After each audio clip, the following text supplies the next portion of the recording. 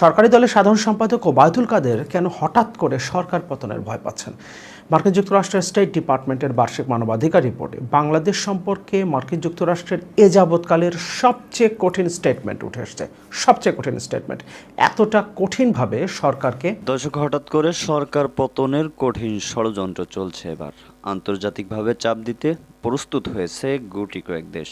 হঠাৎ করে আওয়ামী লীগের সাধারণ সম্পাদক ওবায়দুল কাদের এসব কথা মুখ ফসকে বলে ফেলেছেন। বলেছেন, নির্বাচনে আওয়ামী লীগকে টিকিয়ে রাখতে যারাই সাহায্য করেছিল, এবার সরকার হটানোর জন্য তারাই ব্যস্ত হয়ে পড়েছে। দর্শক, আওয়ামী লীগের জন্য খুবই দুঃসংবাদ একটা বিষয়। চলুন কথা না বাড়িয়ে বিস্তারিত দেখে আসি সাকিব ভাইয়ের মুখ থেকে। আশা করি সঙ্গেই থাকবেন এবং এ বিষয়ে আপনার মূল্যবান মতামতটা আমাদের জানিয়ে যাবেন। তো দর্শক, চলুন বিস্তারিত দেখে আসি স্ক্রিনের মাধ্যমে। প্রকাশিত হবার ঠিক পরদিন সরকারি দলের সাধারণ সম্পাদক আবারও বললেন, নির্বাচনের আগে তো আমরা অনেকবার বলতে শুনেছি, নির্বাচনের পরেও দুই একবার বলেছেন, কিন্তু অনেক দিন যাবৎ তারা মোটামুটি নিশ্চিন্তে ছিলেন যে কোনো ধরনের আন্তর্জাতিক চাপ হয়তো তাদের উপরে আর আসছে না এবং তারা সম্ভবত 5 বছর নির্বিঘ্নে ক্ষমতায় টিকে থাকতে পারবেন। কিন্তু রিপোর্টটা প্রকাশিত হবার পরদিনই সরকারি দলের সাধারণ সম্পাদক আবারও সেই আগের কথাটা বললেন, দেশীয় এবং আন্তর্জাতিক চক্রান্ত চলছে সরকারকে উৎখাত করতে এবং সেটা আমাদের মোকাবেলা করতে হবে, ব্লা যে কথাগুলো তারা বলে থাকেন। কিন্তু হঠাৎ করে কেন? নির্বাচনের পর থেকে আমরা দেখছি ভারত কিভাবে এই সরকারকে সহযোগিতা করেছে 7 জানুয়ারি নির্বাচনটা করার জন্য, এবং আন্তর্জাতিক যে শক্তিগুলো অর্থাৎ পশ্চিমা বিশ্ব যে চাপটা নির্বাচনের আগেই সরকার উপর রেখেছিল একটা অবাধ, সুষ্ঠু, নিরপেক্ষ এবং অংশগ্রহণমূলক নির্বাচন আয়োজনের জন্য, সেই জায়গা থেকে পশ্চিমা বিশ্বকে ম্যানেজ করার জন্য ভারত কিভাবে সহযোগিতা করেছে সেই কথাটা দফায় দফায় একদম মুখস্থ বুলির মতো করে আউড়ে যাচ্ছিলেন সরকারি দলের সাধারণ সম্পাদক এবং তার পাশাপাশি নতুন যিনি পররাষ্ট্রমন্ত্রী হয়েছেন, আগে যিনি তথ্যমন্ত্রী ছিলেন হাসান মাহমুদ। পাশাপাশি আমরা দেখলাম ত্রাণ প্রতিমন্ত্রীও ভারতের বন্দনা করতে শুরু করেছেন। তিনি সেদিন বলেছেন ভারত রোহিঙ্গা ইস্যুতে বাংলাদেশের পাশে আছে এবং আরও বেশ কিছু কথা বলেছেন, তারা যেভাবে আসলে ভারত বন্দনা করে থাকেন। তার মানে এত কিছু করেও কি এই সরকার ঠিক নিশ্চিন্ত হতে পারছে না যে ভারতের মাধ্যমে তারা পশ্চিমা বিশ্বকে আসলে 5টা বছর ম্যানেজ করে রাখতে পারবে? এ কারণেই হঠাৎ করে যখন মার্কিন যুক্তরাষ্ট্রের এরকম একটা রিপোর্ট প্রকাশিত হলো, এবং খুব সিগনিফিক্যান্ট রিপোর্টটা, এর কারণ হচ্ছে বাংলাদেশ চ্যাপ্টারে যে কথাগুলো বলা আছে সেটা নিয়ে আমি একটা ভিডিও করেছি। আমি এই ভিডিওটা করবার আগে অন্যান্য দেশ সম্পর্কে, ইনফ্যাক্ট আমাদের পার্শ্ববর্তী দেশ সম্পর্কে, ভারত সম্পর্কে, পাকিস্তান সম্পর্কে বা অন্যান্য দেশগুলোর সম্পর্কে, যে দেশগুলোতে কোনোভাবেই গণতান্ত্রিক ব্যবস্থা নাই, সেই দেশগুলো সম্পর্কেও, সেই দেশগুলোর মানবাধিকার পরিস্থিতি নিয়ে তারা যে রিপোর্টটা করেছে, আমি মোটামুটি সেগুলোতে একটু চোখ বোলানোর চেষ্টা করেছি। আমি দেখেছি বাংলাদেশ সম্পর্কে তারা যতটা ডিটেইল রিপোর্ট করেছে এবং বাংলাদেশ সম্পর্কে যতটা কঠিন ভাষায় তারা এই রিপোর্টে বাংলাদেশের পরিস্থিতিকে উপস্থাপন করেছে, এভাবে কোনো দেশ সম্পর্কেই প্রথমত তারা এতটা ডিটেল যায়নি। আরেকটা বিষয় হচ্ছে তারা এতটা কঠিন ভাষা ব্যবহার করেনি কোনো দেশ সম্পর্কে, বাংলাদেশ সম্পর্কে যতটা ব্যবহার করেছে।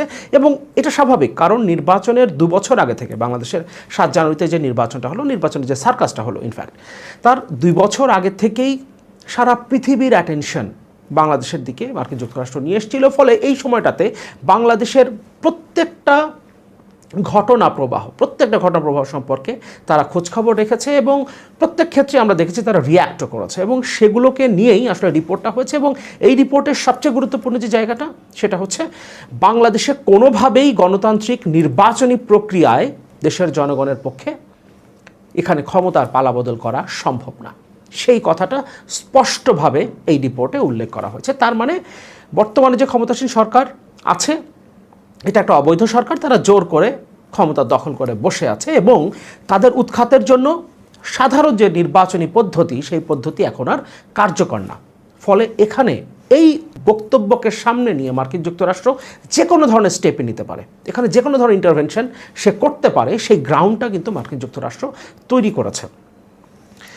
নির্বাচনের আগে থেকে, ইনফ্যাক্ট নির্বাচনের পর আমি বেশ কিছু ভিডিওতে এই কথাগুলো বলেছি, তাই রিপিট করছে না।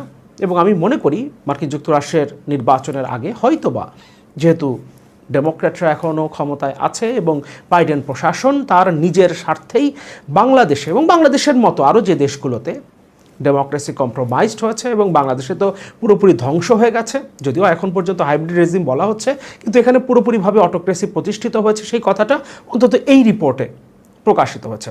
এটাকে এখন আর হাইব্রিড রেজিমও বলা যায় না, এটা পুরোপুরি একটা কর্তৃত্ববাদী শাসন ব্যবস্থায় পরিণত হয়েছে, সে কথাটাই রিপোর্টে উঠে এসছে। এবং প্রথমবারের মতো আন্তর্জাতিক কোনো একটা রিপোর্টে, মার্কিন যুক্তরাষ্ট্রের কোনো একটা রিপোর্টে বাংলাদেশের শাসন ব্যবস্থা সম্পর্কে এভাবে বলা হলো, অর্থাৎ বাংলাদেশের শাসন ব্যবস্থা এখন পুরোপুরিভাবেই আমরা মোটামুটি উত্তর কোরিয়া শাসন ব্যবস্থার সাথে মিলিয়ে ফেলতে পারি। একই, এখানেও কোনোভাবেই আপনি সরকারের পতন ঘটাতে পারবেন না যদি না কোনো বিশেষ কোনো ঘটনা ঘটে।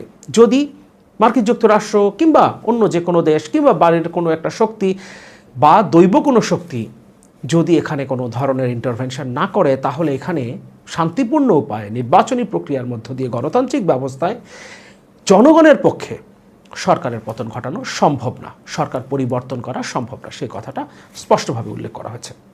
এবং ওবায়দুল কাদের সাথে সাথেই ভয় পেয়ে গেছেন।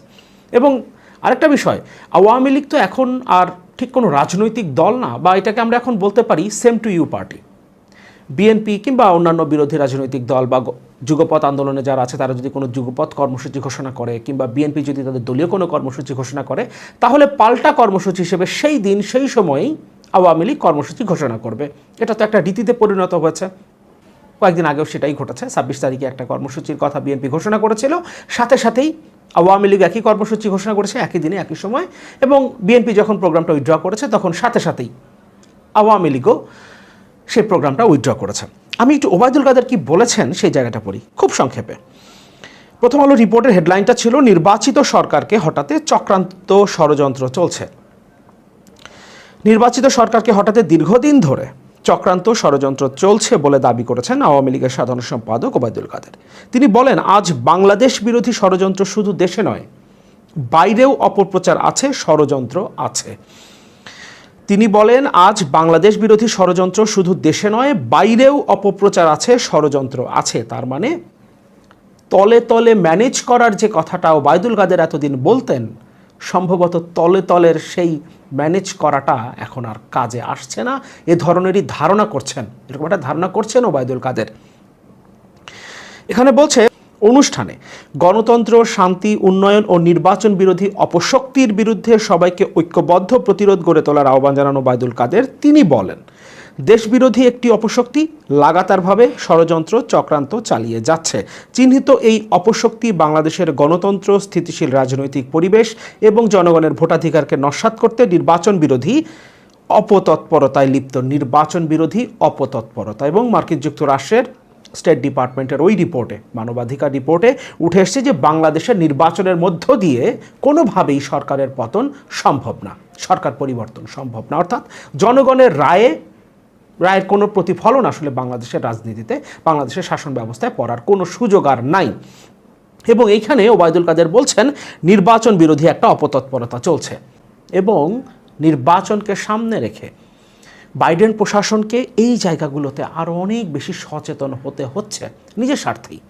আমরা নিশ্চয় দেখেছি ইসরায়েলের একটা কমান্ডো বাহিনীর উপরে সম্প্রতি মার্কিন যুক্তরাষ্ট্র নিষেধাজ্ঞা পর্যন্ত দিয়েছে। এগুলো তাদেরকে দিতে হবে। এমনকি নেতানিয়াহুর অনেক সমালোচনা আমরা সাম্প্রতিক সময় দেখেছি বাইডেন করছেন, প্রকাশ্যে করছেন।